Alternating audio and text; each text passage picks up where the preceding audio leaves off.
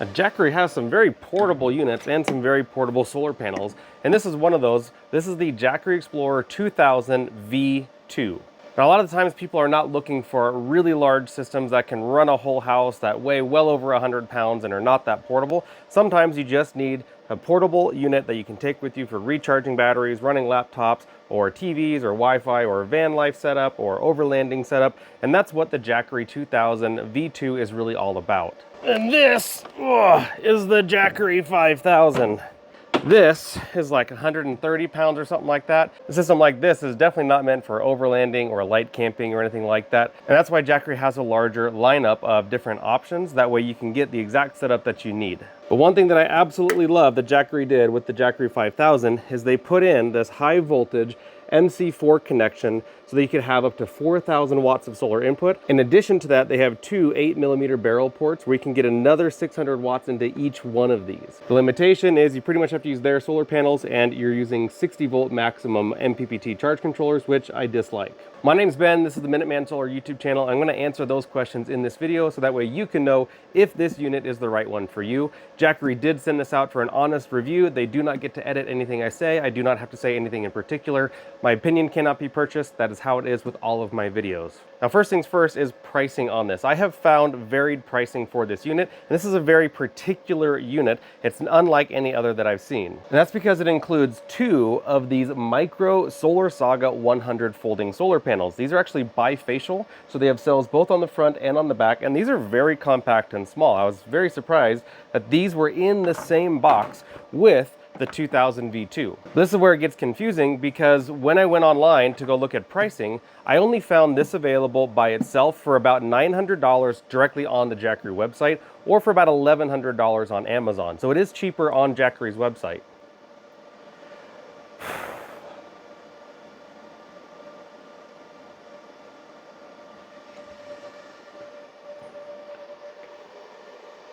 Oh, I cannot believe I just did that.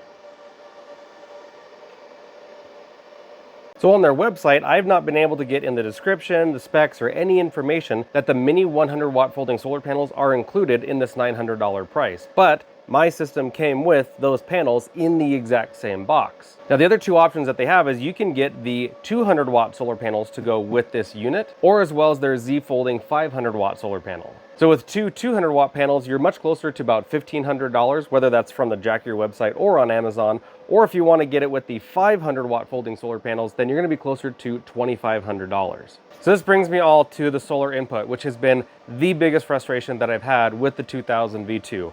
I just spent over 20 minutes with customer service. So specifically here in the user manual, it says for the DC input, it's 11 to 16 volts. But then right underneath that, it says it's 16 to 60 volts. So when I call Jackery, and normally Jackery customer service is top notch. I absolutely love their customer service. Today, I definitely had difficulty with them because I asked how the voltage works on these, and he specifically said if you use one panel, you can only go up to 16 volts. And then once you plug in two panels, you can go up to 60 volts. That doesn't make any sense at all. I've never heard of any unit ever doing that. So I asked him to go ask somebody else. So let me clarify, you can do up to 12 to 60 volts per solar input. So that's up to 12 amps per input, or a grand total of up to 21 amps, maxing out at 400 watts of input. So that was really, really frustrating. I don't know why they didn't know the answers on that. That was not cool at all. And the second thing that I dislike is that they're still using these DC 8020 or 8mm barrel connectors for solar panels. And the customer service rep that I spoke to, I asked him, like, do these 100 watt solar panels come with every 2000 V2? And he said it depends on the package you buy. Well, there is no package that gives you the option for two 100 watt mini panels. There's only the unit by itself, or the 200 watt panels, or the 500 watt panels. And then if you're gonna get the 500 watt panels, that's way more than the maximum 200 watts per input. So I don't even know why you'd consider getting those 500 watt panels with this unit. These are the solar cables that come with the solar panels, but these are only about 10 to 12 feet long. And because this is a proprietary connection, using this 8mm barrel connector and this keyed weird DC connector, you can't get an easy extension to have your solar panels, say 50 feet or 100 feet away, so that your unit can be inside running your refrigerator and have the panels outside in the sun. Basically, what you're being told is you have to have your solar panels right next to your unit in order to charge it, and then you're gonna have to run extension cords from here into wherever you need to run your stuff. And that's why I brought up the Jackery 5000 at the beginning of this video, because they made that so easy, and I wish they would do that for these other units. They would have so many more people interested in their units if they just used more universal connections. Now, these 100-watt panels truly are very compact. I'm very surprised at how small they are, and they do have these built-in pop-out legs, which is always handy for these. So if you do need something compact, then these are definitely some really good looking bifacial 100-watt panels. The whole idea with a bifacial solar panel is any extra reflective light shining up on the back of it is going to give you a boost in how much power this will make. The thing you always have to be mindful of with flexible panels like these is never grab them like this by the cells.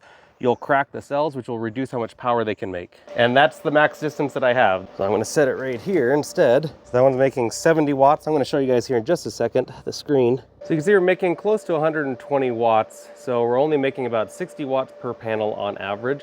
I was getting 70 watts out of the first panel. I was getting 70 watts out of the first panel before plugging in the second. Now here's the real killer. You can see this time right here says 15 hours. That means it's going to take 15 hours to charge this to full. We only have about 5 solar peak hours in a day, which means this would take approximately 3 days in order to recharge. But if I had my fridge and freezer running on this using about 150 watt hours an hour, I'm only getting about 120 watt hours an hour out of the input. So I would actually technically still be draining this and not charging the battery. It would just be discharging slower because the solar would be offsetting some of the usage. But this isn't making enough solar right now in order to put a charge in the battery and run all the equipment at the same time. But we do have the wall charger here, and it says it's rated to 15 amps max. So let's see how much this will wall charge. And while we're getting an impressive 1700 watts of input, I want to see if we can wall charge and solar charge at the same time. Jumped up to over 1800 watts for just a second. Let's see if it resets. So unfortunately, we're not able to get more than almost 1400 watts by mixing the solar input and the AC input. I'm going to go ahead and disconnect the solar again. Should see a slight fluctuation here. This is interesting. It's staying at the exact same amount, even though I've disconnected the solar on the side. Right now I have charge settings set to fast charging mode. They do have an emergency charging mode here. It specifically says for emergency situations only, employ rapid wall charging to quickly power up the device. It is not recommended for regular use. Let's go ahead and turn that on. Now it's up to over 1700 watts again, and if I turn this off, it should drop back down to about 1400. Yep, pulling 1440 now, so that's where you're getting that faster charging, is when you put it into emergency charging speed. That's going to charge it in just over an hour. For the DC output, you have a 30 watt USB-C, a 100 watt USB-C, and then an 18 watt USB-A, as well as your typical 120 watt cigarette lighter port right here on the top. And all you have to do is click on the DC button here, and that'll turn those on. And if you want to use these outlets, you push on the AC button here, you'll hear a click, and it'll start working. And this does have a little light on it. It has multiple different modes between low, high, and then SOS. Now, because this is mostly geared around camping, I can still think that this is a good unit for portable power. And I still think that the Jackery customer service is really good. They did have difficulty answering my questions today, which was not normal for them. Maybe the difficulty today was just because this is a little bit newer unit to them. It's still very confusing why they have those voltage ratings the way that they do. Now these are the solar conditions. It is bright cloudiness out here, so this is probably why the solar panels weren't making more power. There are a lot of other units that are on the market with similar capacities and similar output with a little bit better solar input. So if you need more, you may want to look around. But overall, if you're just looking for an ultra portable system that has very portable solar panels, then the Jackery 2000 V2 will fit those needs. For what you get for the price, Jackery's usually on the better end of that.